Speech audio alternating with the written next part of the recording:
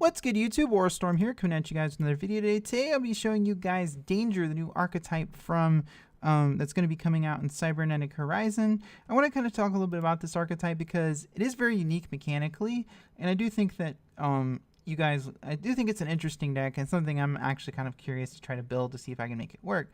So Dangers are based on kind of like monsters or whatever in folklore, like Bigfoot, Chupacabra, kind of those jackalope, kind of those like they're folklore basically. So it's an interest, and mechanically they're actually pretty neat because you reveal them in the hand. They all the monsters have the effect. And then your opponent randomly chooses a card in your hand. Whatever they choose gets discarded. Now, if they pick right, your danger will be discarded. If they don't, the danger monster will then special summon itself, and you get to draw a card. So that's actually pretty neat mechanically. It's actually pretty dang cool. And well, as we get into it, you'll understand why. In my opinion, this archetype, while it's not quite complete yet, it's definitely off to a great start. So for start us off, we have 3 Bigfoot. I've seen some lists playing less than 3 Bigfoot. Honestly, I feel like with the next current construction, it's a lot like Burning Abyss was when it first came out, as well as like Cosmo, where you're going to have to max out most of the main deck monsters. And Bigfoot is no exception. Whenever Bigfoot is discarded, they all have effects when they're discarded by any means. It pops a card pops a face-up card your opponent controls. So that's actually pretty decent. It's removal. It's also a level 8, so it's great for making rank 8 plays. It's also a dark, like all these guys. So that's the main thing I really do like about Bigfoot. It's just a big boss monster, a big 3k beater, so I do max out on it. Then 3 Nessie. Nessie's kind of like your search card. It has the same summoning condition to all the other danger monsters, but the cool thing about this, whenever Nessie is discarded, it adds any danger card from your hand.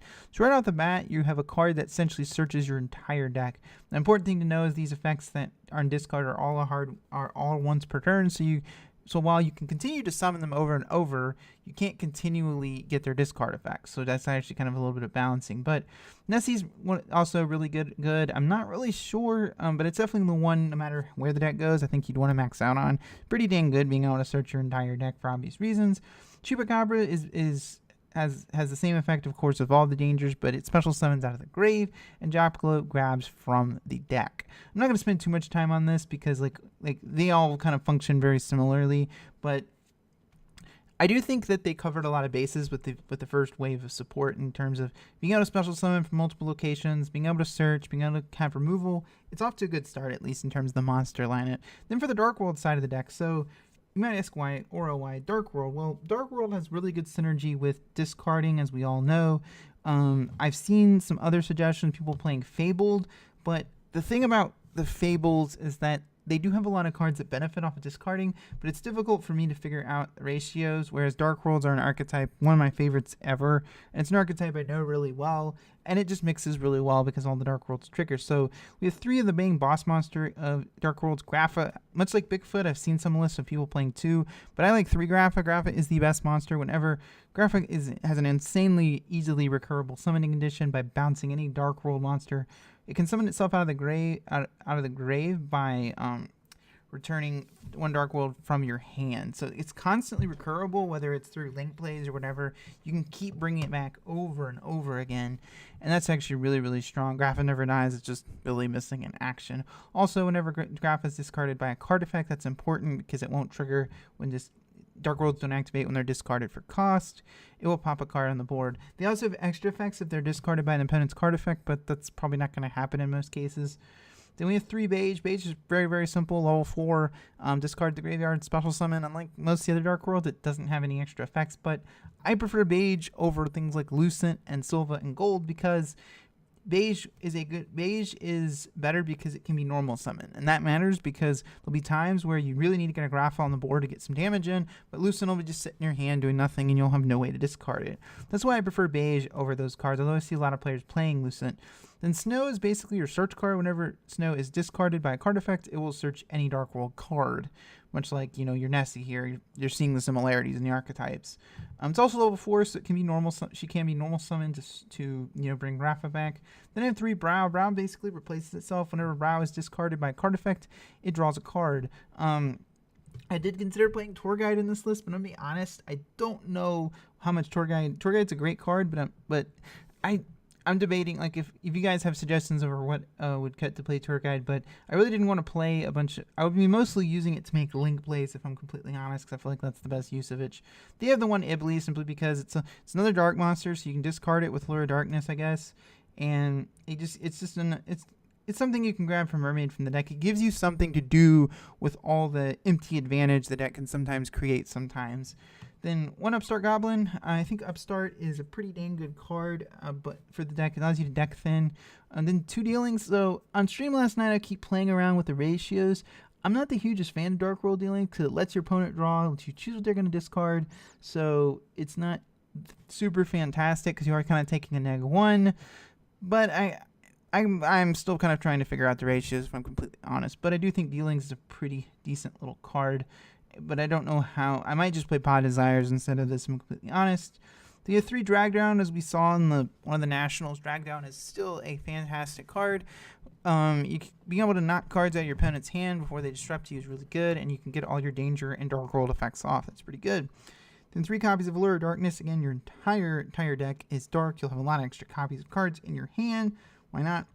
And I have a couple copies of Gates here. Gates is a card I'm still playing with the ratios, so suggestions are always open. But the biggest thing my biggest problem with Gates is most of these guys aren't, except for Chupacabra, aren't Fiend type.